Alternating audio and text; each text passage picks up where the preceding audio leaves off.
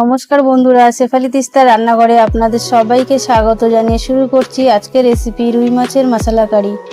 রান্নাটা করার জন্য আমি এখানে 500 রুই মাছ নিয়ে নিয়েছি। মাছটাতে এখন নুন, হলুদ, কাশ্মীরি লঙ্কা গুঁড়ো ও সর্ষের তেল দিয়ে মাছটা আমি ভালো করে ম্যারিনেট করে নেব। আর মাছটা আমার ম্যারিনেট করা হয়ে গেছে। তার সাথে রান্নাটা করার জন্য কালো সর্ষে, গোটা ধনে, গোটা গোলমরিচ, গোটা জিরে, এক টুকরো আদা, গোটা রসুন, কাঁচা লঙ্কা, ধনেপাতা, নুন, সামান্য জল দিয়ে আমি একটি পেস্ট বানিয়ে নেব। এখন আমি গ্যাসটা অন করে নেব। আর কড়াইটা আমার গরম হয়ে গেছে, দিয়ে দেবো আমি সর্ষের তেল।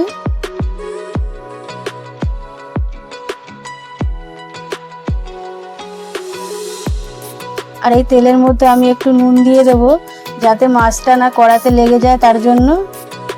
তেলটা আমার গরম হয়ে গেছে, এখন ম্যারিনেট করা মাছগুলো একে একে দিয়ে দেবো।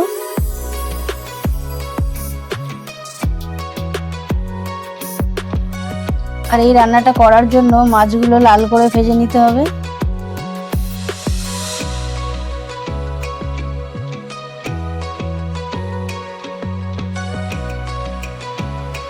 এখন মাছগুলো আমি উল্টে নেব।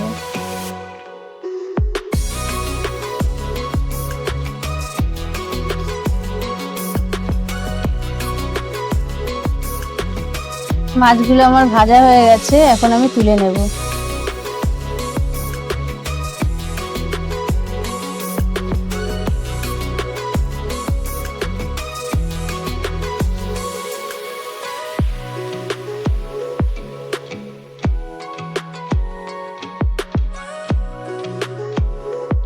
আর এই মাছ ভাজা তেলের মধ্যে ফোড়নে আমি দিয়ে দেবো গোটা এলাচ,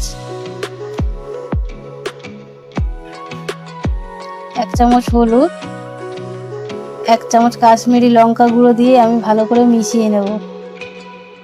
আর রান্নাটা করার জন্য যে পেস্টটা আমি বানিয়ে রেখেছিলাম সেটা এখন দিয়ে দেব। দিয়ে মশলাটা আমি ভালো করে কষিয়ে নেব।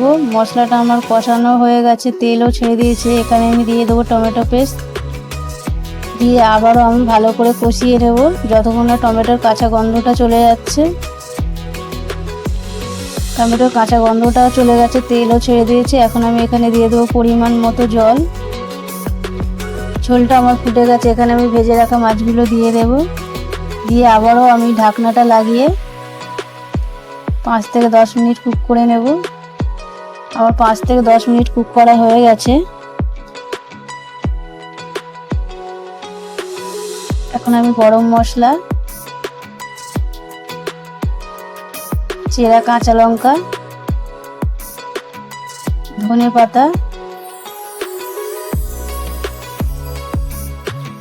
দিয়ে আমি নামিয়ে নেব। হয়ে গেছে আমার রুই মাছের মশলা কারি। আপনারাও রান্নাটা এইভাবে করার চেষ্টা করবেন, দেখবেন এটা খেতে ভীষণ সুস্বাদু হয়।